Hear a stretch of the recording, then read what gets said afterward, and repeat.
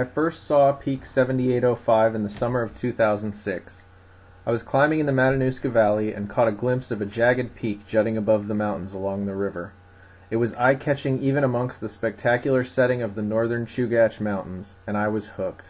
I researched the peak and discovered that it had never been climbed. A striking peak awaiting a first ascent, that was an opportunity too good to pass up. For over a year I planned, poring over maps and old aerial photographs. I read everything I could find, which wasn't much. After a year and a half of dreaming and preparation, I set out in March of 2007 with my wife, intent on making the first ascent. We took an enormous amount of gear and planned for a 7 to 9 day trip. On day one, we discovered nearly impassable conditions on the approach, punched a hole in our tent, and burned too much fuel in a malfunctioning stove. We were only a few miles from the car, and we were behind on schedule and low on fuel. We were exhausted and demoralized, and the stove still wasn't working. The dream was dying almost before it began. We spent one night, made a reconnaissance a few miles back, and skied out in defeat.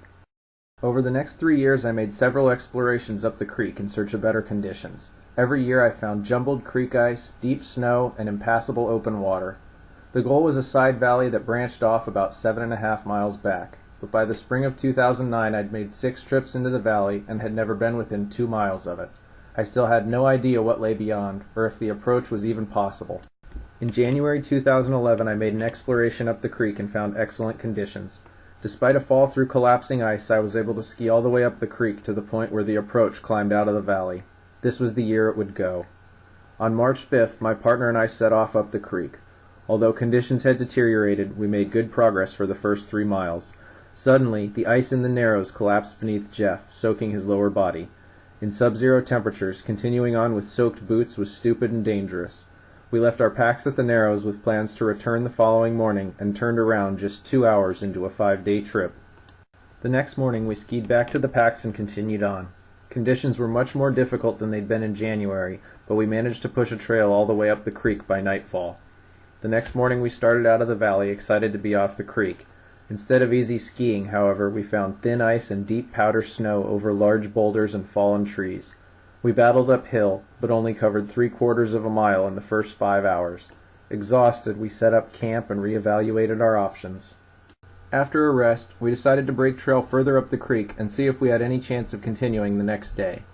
Without our packs, we made better progress into the upper valley. As we made our way up, we realized that we were still miles from our objective. We couldn't even see it yet. After discussing our options, we decided to return tomorrow and try to climb the shorter, closer mountain in front.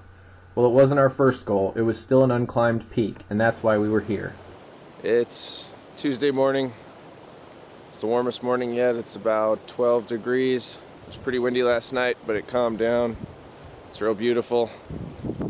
We're gonna head up and see how it looks. The snow improved as we got closer to the couloir, and we found mostly good conditions as we climbed. The snow got worse near the top, and the last 300 feet took us an hour, but we no longer thought about turning around. We were too close to give up without a fight. We finally reached the ridge in the late afternoon, and after just a few more minutes of climbing, we found ourselves on the summit.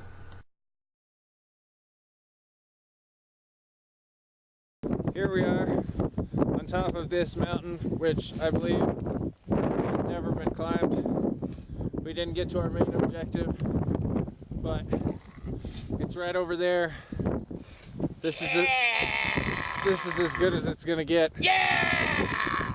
It's good. We're headed down.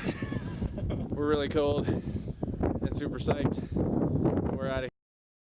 We didn't make it to the top of our mountain. We didn't even make it to our mountain, and I don't know if I ever will.